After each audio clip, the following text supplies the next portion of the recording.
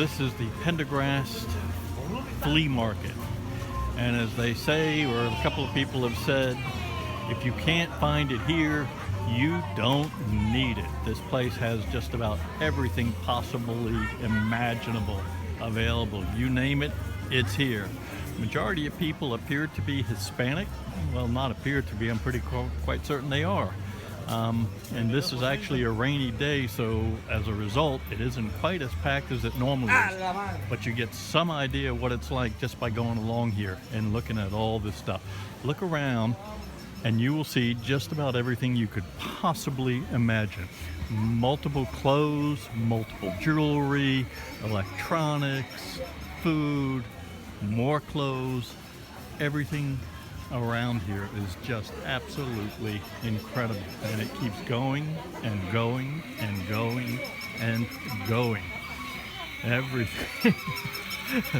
So toys like this just are marvelous. Okay, some others. And here's the other thing that you'll find really interesting.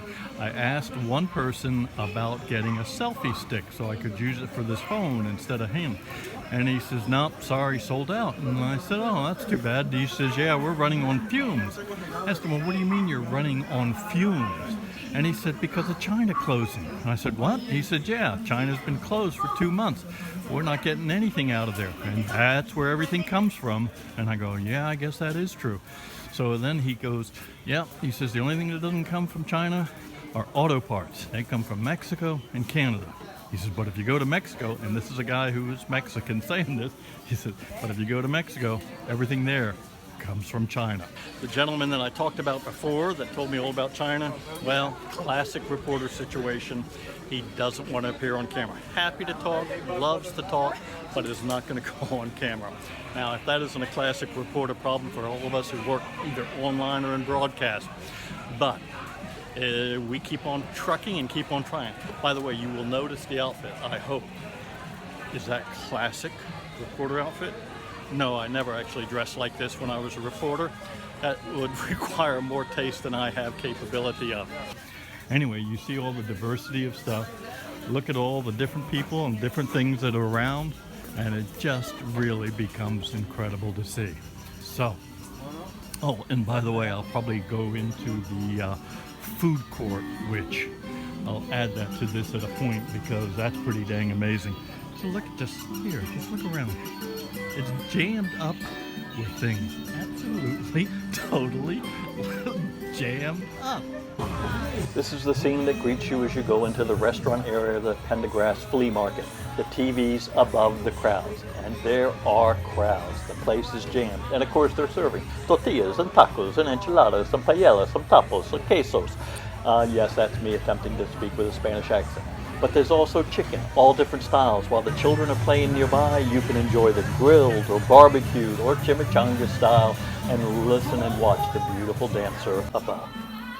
Okay, so let's continue the tour. Now here's an interesting thought that comes to mind as I look at all these stalls all lined up next to each other, all the different vendors, but a lot of them selling the exact same things. You know what it reminds me of? Is walking down the streets of Ho Chi Minh City, and you will see hundreds and hundreds of vendors all lined up side by side, and there'll be food courts, and there'll be people selling dolls like this, and backpacks, and there's just all these different ones, and a lot of them are very similar. No, I don't think I need a shirt, but there you go, and it continues on, and as you go on and on, just look down the road, and you can see all the different things that are available, and it just gets to an incredible degree. But for my Vietnamese friends, this is the American version of what you guys do all the time in Ho Chi Minh City and in Hanoi. So, how interesting, huh? Except there's more Hispanics here than there, and there are a lot of Asian members of the community here as well, which I think some of you would find interesting. But as we walk through, I again am reminded, look around behind me of all the different people, and all you see, just, oh my goodness, there's all kinds of people here. And yes, the majority of them Hispanic, which is interesting because for the first time, guess who's the minority? We are. But everybody is extremely friendly, very nice to talk to, and had some very enjoyable conversations. So here's what else you see here, okay? A lot of fruits and vegetables, all beautifully fresh, wonderful material. These are lychees. Those are mangoes. And if you look around, there's a huge selection of different things that you can get. All of it just nicely priced, all of it wonderfully fresh and delicious, I'm sure. So now I got to figure out what exactly I'm going to buy. What are we going to have for dinner or for lunch? I'm not sure. But all right, folks, that's a short, and I do mean short, introduction to the place. It's called the Pendergrass Flea Market. And as I leave the doors, headed out,